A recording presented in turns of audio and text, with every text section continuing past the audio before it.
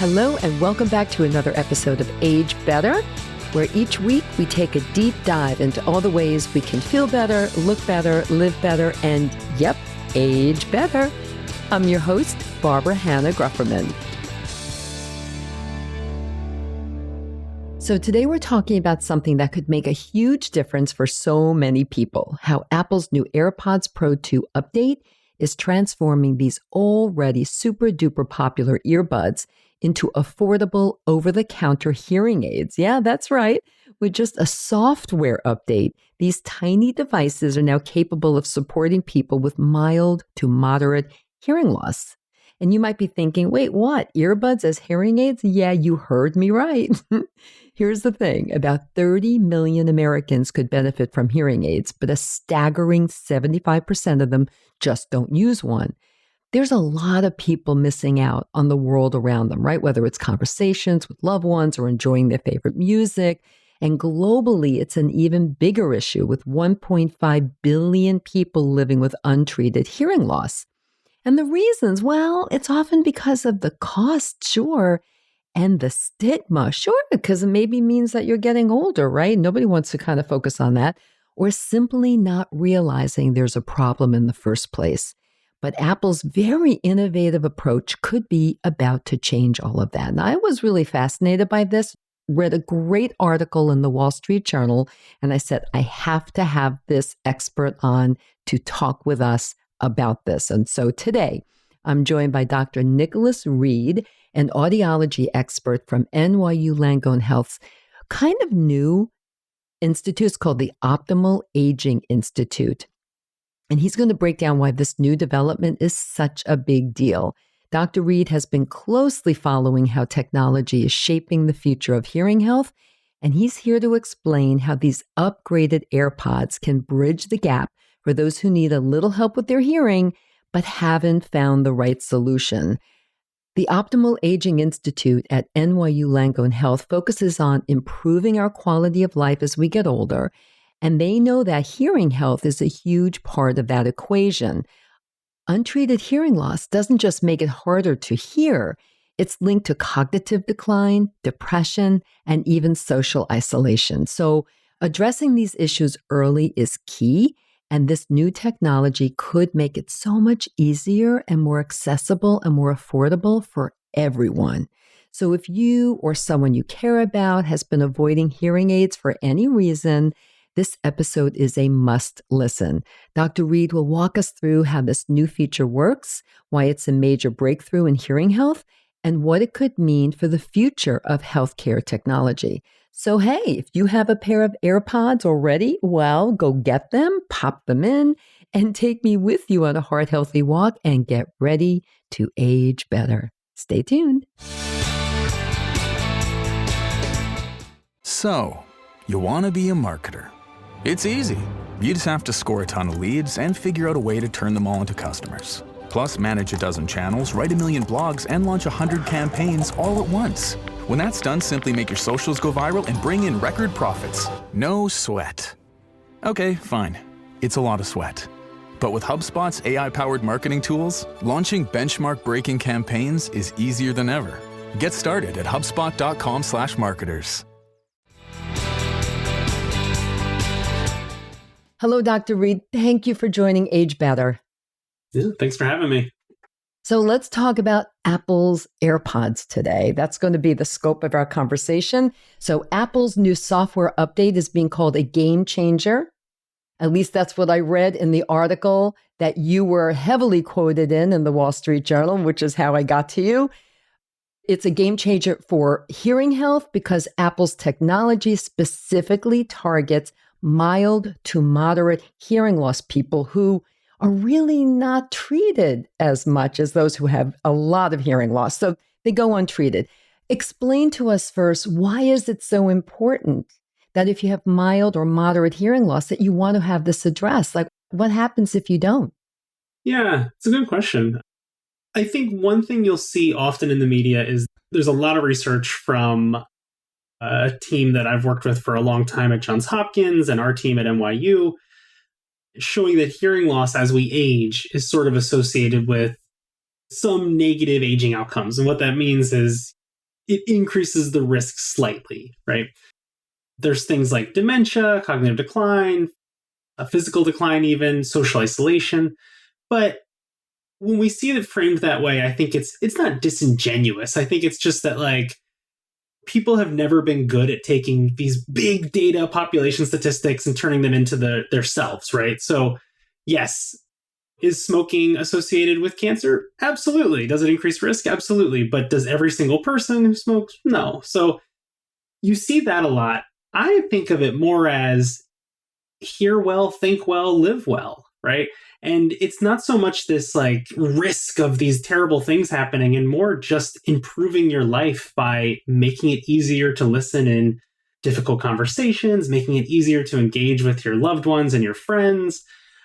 Just overall sort of a pleasant rise all tides lift in life. Well, that's actually very encouraging because you're right. When you look at these statistics, it makes it seem as though, okay, if my hearing loss is mild, I am going to get dementia. So thank you for putting some perspective on this. So one of the biggest barriers we think, and also based on that article that I read, is with hearing aids and hearing loss and getting your hearing tested is stigma. There's a stigma because it means, oh, I must be getting old. In fact, I recently read an article in The Atlantic just a few days ago called The Secret to Getting Men Wearing Hearing Aids. And to wear hearing aids. And one man is quoted as saying, I hid my hearing loss. Hearing loss is something you associate with geezers. And that's true. I mean, we encounter a lot of that with health issues like bone loss associated with aging. Nobody wants to think about osteoporosis and the like. Then this is, I think, in that category. So it has like a bit of a PR issue. So recent estimates show that about 15% of Americans, or about 53 million people, have difficulty hearing, and that number, of course, will continue to grow. And yet, according to AARP, I thought this was interesting, adults over 40 are more likely to get colonoscopies than hearing tests. Such a simple thing to do.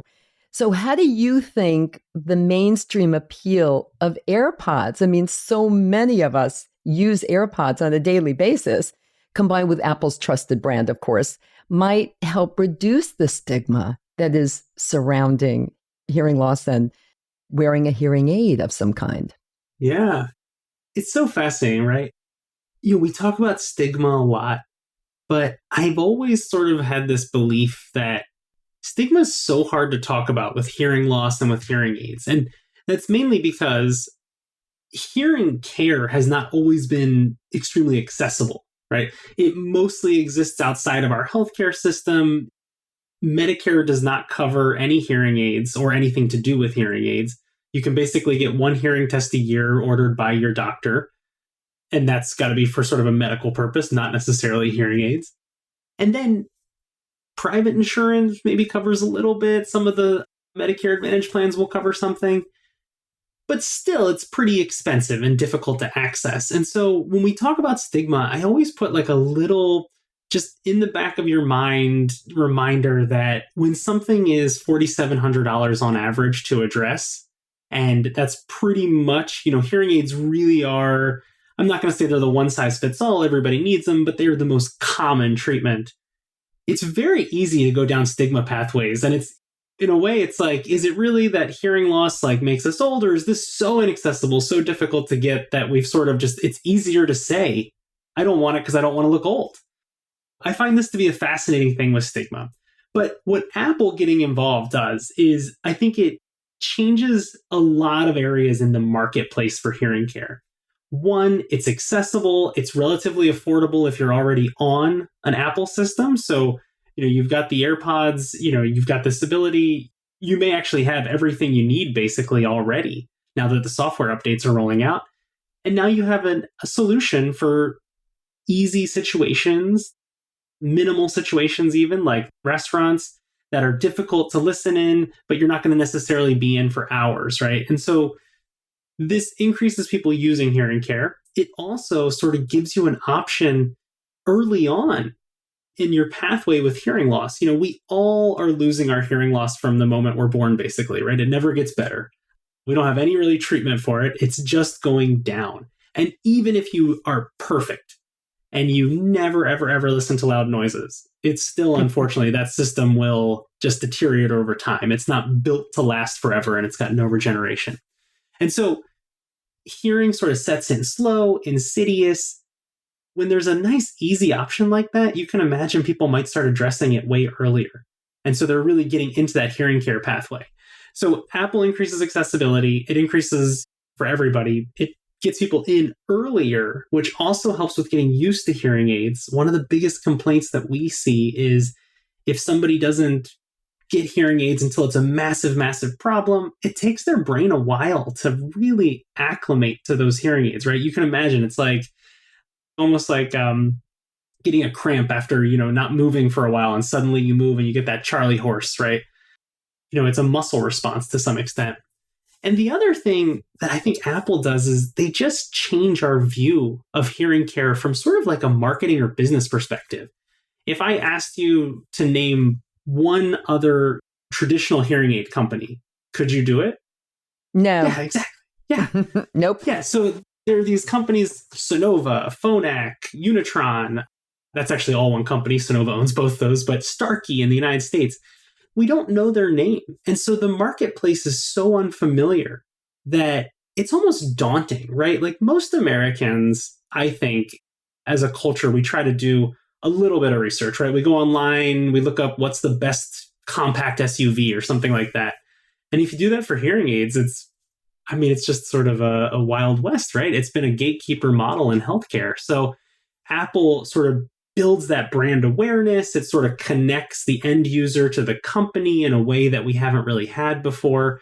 And so that changes the way people engage. It may also change the stigma issue as people are using them more often. We're seeing people with AirPods in a restaurant, and it moves away from, I don't even know if this is still a thing, but I can remember when Bluetooth came out and we were all making fun of people walking around talking, right? And they're sitting with little. It looked like they were talking to themselves. I know. Yeah. That always. I guess that's already pretty much over. But now, you can imagine people could think of their AirPods as quite literally just augmenting listening in any situation. And really, other people will never know if you're using them specifically for that purpose. Who knows? You could just be talking or listening to a podcast. Yeah, exactly. Yeah, exactly. You could be not increasing your hearing. How do they actually differ from the over-the-counter options that are available now? How are they different? It's an interesting conundrum we have with the way hearing aids are regulated by the FDA. Traditionally, you only had prescription. Now you have a prescription category, like this traditional. You have this over-the-counter category. And then you have a special label in the over-the-counter category called self-fitting. Essentially, in the two main categories, over-the-counter and prescription, they both have like a set of rules they're supposed to live by. They are technically exempt through the regulatory process. And what that means is you are submitting to the FDA, you're sort of registering your product saying we abide by the basic standards, right? The self-fitting category is actually different. You have to go through a clinical trial to do that. So Apple fits into just over the counter. So they are saying they're going to abide by the basic standards. And the standards are pretty, let's say, wide, right? You can have a wide range of devices, like really, really good, really, really bad, all within that over-the-counter category. And so I think Apple sits on the better end of that category just because they are a company that understands sound processing. They really are good at improving your speech and noise. They sort of get the process, right? Let's be honest. Instantly, Apple is the largest hearing aid company in the world just by revenue streams because we've never had a hearing aid company that was the Fortune 500 company before. Exactly right. Yeah. So they're really good. The only difference from the prescription category is going to be the prescription ones can get louder to address severe hearing losses, which could be dangerous if you were sort of doing it by yourself. And then they really are, they're using the AirPods. And that's always going to be something that I think some people are going to wrestle with, right? A lot of people want the really, really tiny hearing aid that sort of hides behind their ear. That option where it's like completely invisible to some extent won't exist. But maybe as we just talked about with changes in stigma and Apple getting involved, maybe that sort of goes away. Right. we don't need to focus so much on this hide everything, right? Right. And we also don't know what direction Apple will take once they see how this really takes off with the news. I'm sure it's going to be quite successful. I mean, maybe they will come out with those that will be quite relatively invisible. I mean, let's wait and see what happens. But let's first talk about, I mean, you as a healthcare provider specializing in hearing. I mean, so you have a patient who comes in with let's just say me, because I do believe I have some mild hearing loss, because when I'm in a restaurant or a certain situation where I just feel like I could be missing a few things. So I think I am a candidate. So let's say I come in and say, hey, Dr. Reed, I really feel like I have some myelo. What's my first step? I'm assuming it's going to be a hearing test. Now, I have a statistic here. According to Apple, 80% of US adults haven't had their hearing checked in the past 5 years. Oh, yeah. And guess what? I'm one of those people. I have not had my hearing checked in the last 5 years. So now, of course, because I'm having this conversation with you, I'm making a note that I am going to have my hearing tested probably by you in the very near future. So I'm assuming that is the first step. So let's assume you say, yes, Barbara, you do have some mild, maybe even moderate hearing loss. What would your recommendation be? Like, how do you decide whether this is a good option for your patient or not? Or do you think most people will do this themselves? Would they be self-prescribing Apple AirPods? What do you think? That's a great question. I mean, there's like 3 questions to unpack there. Yeah. Okay. I'll sort of diverge slightly. You didn't ask it exactly, but the hearing test is the first pathway. And the truth is, we basically stop engaging in assessing or even monitoring our hearing in 5th grade in the United States. Yes. We do school. We have newborn mandated screenings. We have all these things that happen. And then we sort of just stop, right? And never comes back. You might, at your annual Medicare wellness visit or something, you might get a recommendation to get a hearing test. But so we have a bad relationship with hearing in this country and well, in the world. And I think part of it is we've turned hearing loss into this strange big black box, right? You either have hearing loss, you don't have hearing loss. Sometimes you're actually going even further. You're talking about mild, moderate. The truth is, we all have a very specific hearing fingerprint. And even 2 people who are mild in nature could be on very opposite ends of that spectrum. You could have a very mild hearing loss and it barely affect you in situations. Somebody with an equal mild hearing loss, just based on the pattern of where the loss is at different frequencies even, could be very affected in noise. So I think getting your hearing tested more often is a big thing. And it's not necessarily because I think your hearing changes rapidly. I think it's more just sort of understanding your own sort of patterns and pathway. And audiologists can help explain that to you, but also so can, now that we're really in this over-the-counter hearing aid world, I think a lot of software is getting better and better about sort of helping people through this. And so let's say you have that mild hearing loss, the original intent, that was my soapbox for a second that we all need to understand. I think engaging in Apple, I personally think the majority of people are going to sort of enter this space on their own first. Okay. There will always be people who want to go to an audiologist, but I will fully admit we barely have enough audiologists to engage with the people who have hearing aids now. And less than 20% of those with hearing loss own and use hearing aids. So even if we just have 5% more getting engaged, we can't. And so I think a lot of unique technology things are popping up where there's new companies coming out. I get an email like once a week from somebody who's creating like an AI app or a telehealth type app, even if it's live connecting to a person to help talk you through things. There's a company in New York City actually called Tuned that I'm not affiliated with, but I do love the owner, and him and his team have built a fantastic sort of telehealth. If you need a quick, almost like counseling appointment, right, to decide whether you want to use Apple or whether it's going to benefit you, that's the kind of thing people can do. That's interesting. Yeah. Yeah. It's super fascinating to see this kind of change. I haven't been in the field. I'm only 15 years in or something, and it's like, wow, it's changed It's completely. really, really, really changing. Yeah. I mean, Yeah. let's talk about this. So Apple has, as we've been talking, has been integrating not only this hearing loss Mm. aspect to their product, but also more health features. And in fact, the FDA not that long ago approved the Apple Watch for seeing if someone has AFib and checking on that on an irregular heart rate. So it's really very interesting. So they're really entering this field of healthcare in a very big way. And so you're seeing, as you just said, a broader shift in how tech companies and other companies are really kind of expanding their offerings in a way that you can self-check yourself, which is really fascinating. So what else are you seeing? What else do you see in the future?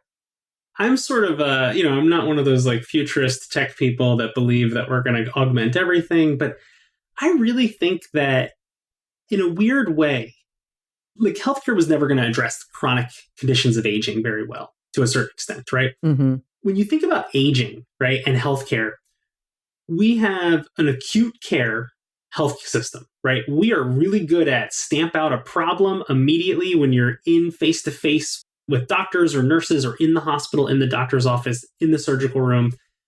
But a lot of healthcare over the bigger picture is just wellness, right?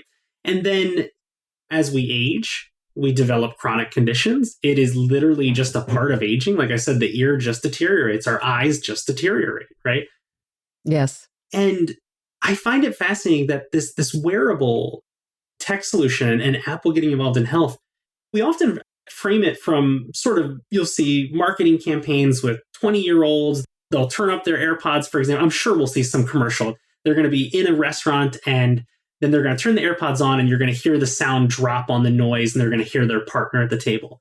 But the reality is tech is, it's not, I won't call it a solution, but it is a way to sort of augment and address these chronic conditions that just pop up as we age, right? Mm-hmm. We need something that integrates seamlessly to our lives where it matters for us, that's patient-centered.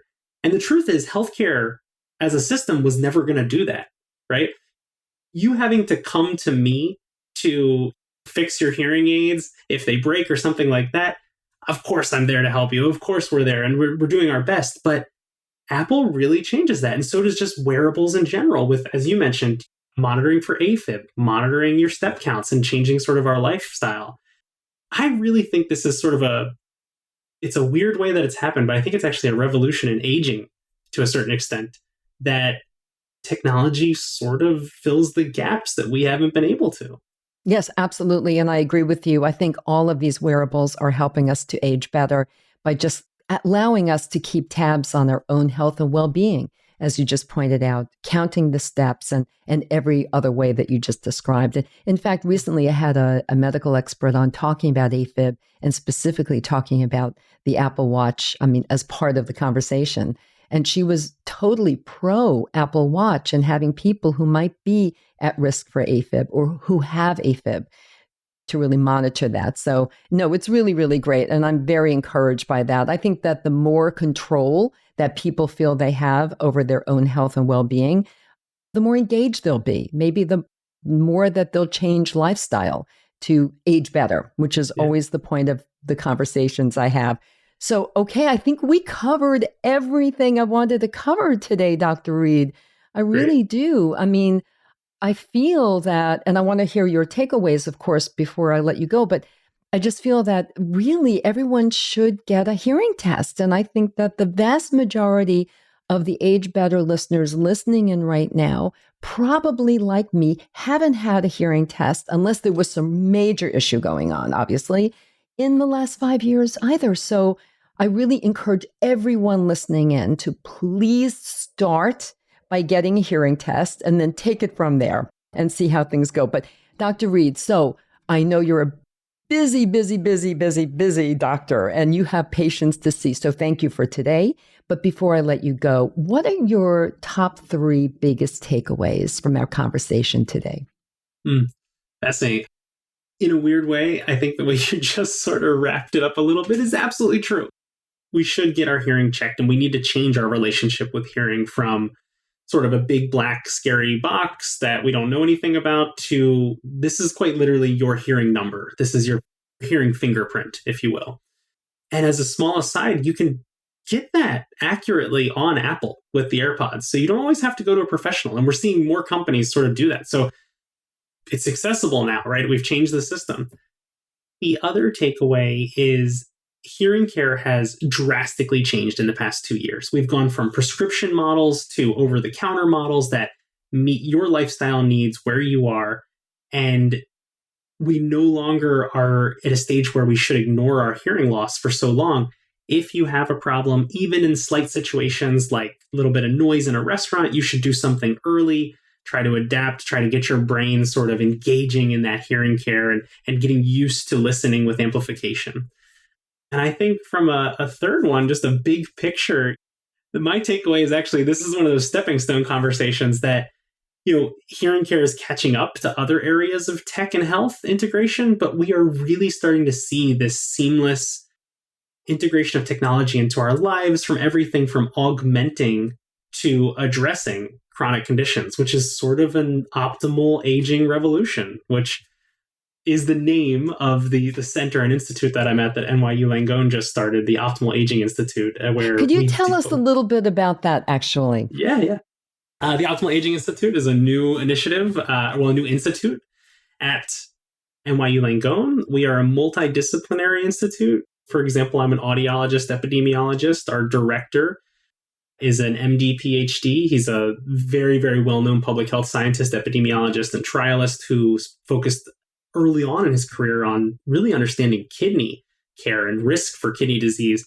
And he's really transformed into this dementia researcher over the course of his career, which by many metrics, he's one of the top scientists in the world too. There's these weird ways that they rank us, and he fills the top a lot. And then we have people who are demographers, thinking about population level statistics. We are engaged with precision medicine. We are engaged with geriatrics and gerontology, of course, family medicine, otolaryngology. I think that I've never seen anything like sort of what NYU is doing in basically bringing people across all health disciplines and no longer saying, most of the time an aging institute is several geriatricians and gerontologists. Right. But instead saying, let's bring all of your expertise to the table. And let's just remember that geriatrics and aging, it's still a whole body and a whole person. And we should be studying this from all angles. Holistically, and not in ways that are, let's think of it as a medical condition to stamp out. Let's just think of it as optimizing aging and optimizing life, and which is probably something the whole healthcare system should do. But at least we're focusing on one end of the spectrum at the moment. Oh, that's very exciting. That's very forward thinking.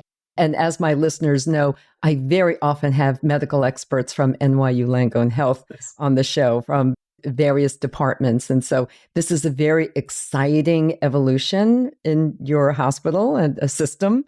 And I'm excited about it. And in fact, I'm sure I'll be plugging into some of your colleagues from the Institute very, very soon. That sounds great. Yeah. Thanks. Oh, one thing I wanted to point out to everyone, I will have links in the show notes about all of the things we talked about, including the article in the Wall Street Journal where Dr. Reed, where I first read your comments, and also about, I'd like to give the listener some information about that tech company that you were referring to that you really like, Tuning, if I'm not mistaken. Tuned. I'll have a link to Tuned as well so people can get more information. And you did mention something I want to stress is that you are correct that you can, in fact, do a hearing test at home with, I think, your iPad and computer. You could do it with any iPhone. Well, I guess not any iPhone. It's got to be more recent, but iPhone, iPads. A recent one. Okay. Yeah. Mm-hmm. Yeah. Incredible. So everyone, I'll have a link to that information as well so you can check it out. Dr. Reed, thank you so much. This was a great conversation. Very, very helpful. Good information to help us all age better. Thanks so much for having me. Thanks for tuning in, everyone. If you enjoyed this episode of Age Better Podcast, please do a few things. First, share it with all your friends and family. Then, subscribe to Age Better wherever you listen to podcasts, including YouTube, so you never miss a single episode. Finally, if you have ideas for topics you want me to cover in a future episode of Age Better, send an email to agebetterpodcast@gmail.com or reach out to me on social media. Until next time, remember this: we can't control getting older, but we can control how we do it. Talk to you soon.